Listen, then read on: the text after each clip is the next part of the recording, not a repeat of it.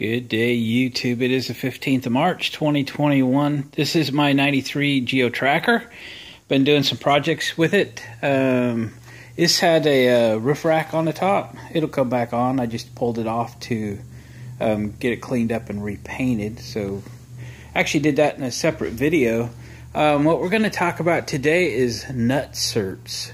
So to get the rack off of my Geo, which I didn't build the rack or put it on, it was bolted. It was through bolted here and here. Okay, so through bolted, and it had nuts and washers and garbage on the back side of it. So I had to take the tail lights out of both sides, and I had to take the some inner panels off on the inside to get to the nuts that were, through those holes. Well, wouldn't it have been so much nicer to have used Nut-Serts on this? And I've used them for quite a while. I'm addicted to Nut-Serts because I hate putting nuts on the back side. But a lot of people don't even know what they are. So I'm going to do this quick little video and show you what Nut-Serts are and how to put them in. And the biggest thing, maybe the takeaway from this video is you're not going to use them if you don't have them. So it might be a good opportunity to, purchase some of these things and the tools to install them so you have them when you need them. Otherwise, you're going to drill holes and put nuts on them. Let me show you what I got.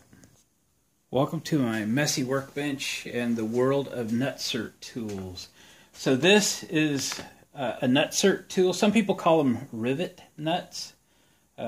This is for the smaller size Nut-Serts. This is for like your 632. This is a different die that replaces this, right? So 632, 832, 1024, 1032, quarter 20.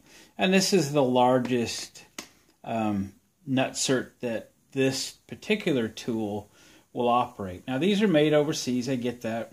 These were Amazon purchases for me. I've had these for a long time, so go online, do your own search for Nut-Serts or Rivit Nuts, and find a tool that works for you. Knowing that these are made overseas, they're also very heavy on metric sizes, which we don't use much here, but I have a selection of dies that came with the tool in metric sizes, which I will likely never use. But so I ditched them over here and kept my SAE stuff out separately. So find those. This again is for the smaller sizes. Now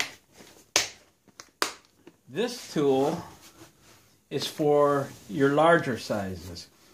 This one ends at quarter 20. This one begins at quarter 20. So I don't remember which die is in this one right now. Don't know. Anyway, this is the die. I'll show you a little bit how it works and all that jazz. And this came with quarter 20, 5/16, 3/8, and I think 1/2 inch. I'm not sure. And then there's some metrics because, they're made overseas, like I said. I actually don't think this one has a 1/2 inch. Anyway, so you might be able to purchase other dies for this as well as necessary. Now, as far as the Nut-Serts or the Rivit Nuts, set this aside in my pile. This is a set. I started off buying this set of Rivit Nuts, and then I bought many others to add to it. This is a Nut-Sert. This is a good explanation. This is a 1/2 inch, 13 threads, so it's a standard 1/2 inch. No, that's not. That's a little small. I rearranged. There's a 1/2 inch. 1/2 inch 13. You would basically put your tool into this. It threads on. You drill a hole that's appropriate for the outside diameter, And I wrote those on my chart here. So the 1/2 inch 13 utilizes a 3/4 inch drill. So you would drill a 3/4 inch hole in your metal or whatever your hollow media is, and then the rivet installation tool basically crushes this part of it down and sandwiches the metal behind here and in front of here, and keeps it locked in. These little serrations there will keep it from spinning when you're putting the bolt in and out of this Nut-Sert.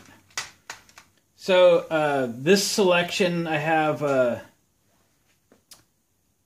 5/32 32. I'm not really sure if that's 10/32 or 8/32. That's 8/32. This might be 6/32. Yep, this is going to be like 6/32. An 8/32, which takes a 1/4 inch drill bit. This is 10/24, takes a 9/32 drill bit. 1/4 20, which we're going to be using today, takes a 3/8 drill bit. 5/16 18 takes a 1/2 inch, and 3/8 16 takes a 9/16. And then this is some leftover or additional 3/8 and then some additional 1/2 inch in the back, just kind of overstock. Again, I have bought a bunch more because I really do use these a lot, and I wanted to be sure I had plenty for any potential project that I had. And then here's some that came with one of the kits in metric sizes. I don't really intend to use them, but you never know, so I'm not going to throw them out. 10/32, I recently purchased some 10/32s because the kit didn't come with them. These are 8/32. These are aluminum. By the way, these come in different materials. These are aluminum. These are steel. You can get stainless steel. You can get other materials. Prices vary, and you can get them all on Amazon. So here's some overstock on my 1/4 20s. Probably the most common size to use. Second most common size would be 5/16 18, and then a more 3/8. So 1/4, 5/16, 3/8. That's what I'm going to use the most of, no doubt. And we're going to use 1/4 inch today. And on the tracker, there are 4 post mounts that have 4 bolts each. So I'll need 16 of these today just for this project. And I have them so I can use them. Otherwise, I would want to get this project done today. I would just put them back in with bolts and nuts, and there I'd have nothing better than what I had before. And that's no good. So I'm glad I have them, and today I'm going to show you how to use them. I will show you too. So I have holes existing that I need to make bigger. There were a 5/16 bolt in them in the beginning. That's the 5/16 bolt that's holding the rack on currently, or it did yesterday. And we need to drill those out. The 5/16 holes are not big enough for the 1/4 inch inserts. We're going to use 1/4 20 bolts this time. It would be plenty strong. So I'm going to use a unibit or a step bit, and this size here on the step bit is 3/8. So I have put some tape on the larger than 3/8 size so that I know how far to drill those. If you're making a hole bigger, especially just 1 or 2 sizes, a step bit's a very good idea to use as a tool to make that bit or make that hole a little bit bigger. So let's go drill out some holes and put a Nut-Sert in. So there's the existing holes. See, we're going to go up 2 sizes in my step bit.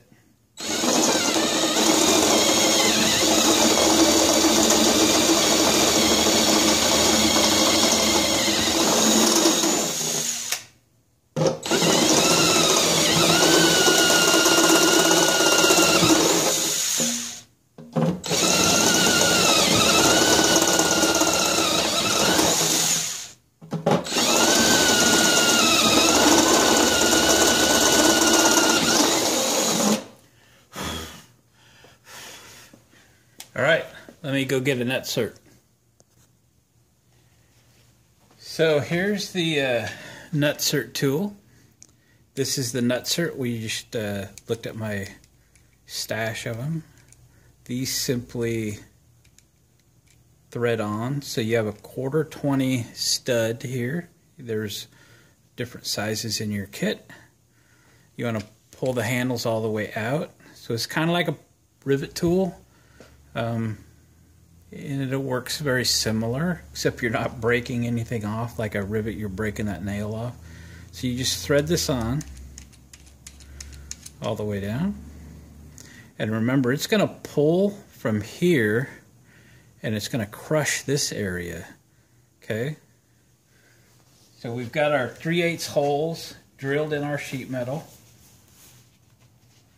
Put my glove on. We're going to insert the Nut-Sert tool and we're going to pull. Okay? Now remember, we're not breaking anything off here, right?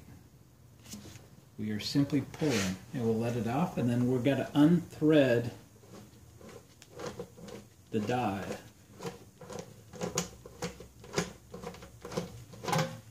Just like that.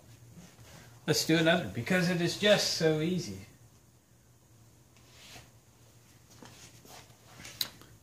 Got our tool, 1/4-20 die. We're going to thread the insert on, the Nut-Sert, the rivet nut, whatever you want to call it. Thread that all the way down. Make sure your handles are all the way out, because that pushes that all the way out. Insert the rivet nut into our 3/8 drilled hole and pull the handles. Open the handles, unscrew. And in just seconds, you have this. Next time I need to take this rack off, I don't have to take all the door panels off and fight the nuts and fight the, 2 wrenches and all that jazz. Let's just do the other two. Just take a second.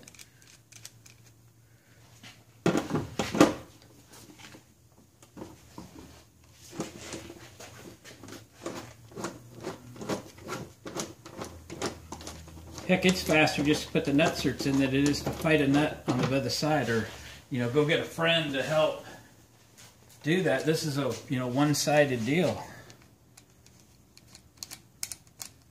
I love these things. I use them, I use them, I use them.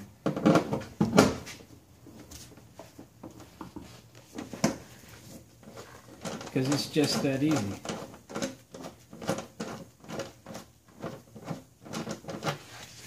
There we go. Here's a 1/4-20 bolt.